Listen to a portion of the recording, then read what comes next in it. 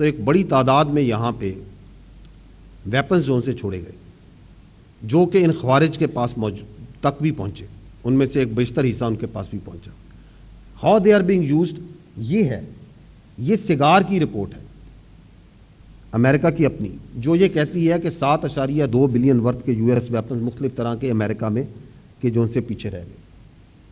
میں آپ کو آگے تصاویر دکھاتا ہوں جہاں پہ آپ کو نظر آئیں گے کہ یہ پاکستان میں جب ہم خارجیوں کو خیبر پختونخوا میں ان کو جہنم واصل کرتے ہیں، آپریشن کرتے ہیں، تو کس طرح ان کے سامنے ان میں سے نکلتے ہیں۔ یہ آپ ویپنز دیکھ لیں جو کہ صرف خیبر پختونخوا میں یونائٹڈ اسٹیٹ اوریجن کے، جو کہ مختلف خارجیوں کے ہاتھوں استعمال کرتے ہوئے پکڑے گئے۔ جی واپس جائیے۔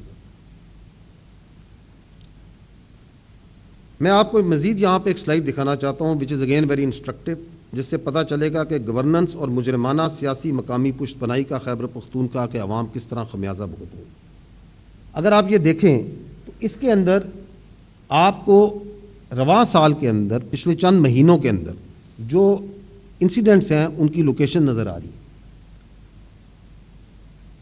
سوال اگر آپ اس میں دیکھیں تو اوور آل پچھلے 3 مہینے میں 3984 ٹیررسٹ انسیڈنٹس ہیں، ان میں سے 70% خیبر پختونخوا میں کیوں ہیں؟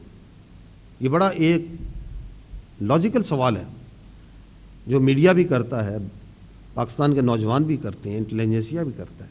کیا وجہ ہے؟ میں آپ سے اس سے سوال کرتا ہوں کہ یہ جو دہشت گردی کے آپ کو یہاں پہ بلابز نظر آ رہے ہیں، جو انسیڈنٹس نظر آ رہے ہیں، یہ آپ کو سندھ میں اور پنجاب میں کیوں نہیں نظر آ رہے؟ اس کی بنیادی وجہ یہ نہیں ہے کہ دہشت گرد ان صوبوں میں آپریٹ نہیں کرنا چاہتے اور اپنی جو پرورٹڈ آئیڈیالوجی ہے اس کو آگے نہیں پھیلانا چاہتے، نہیں، اس کی قطعاً یہ وجہ نہیں ہے۔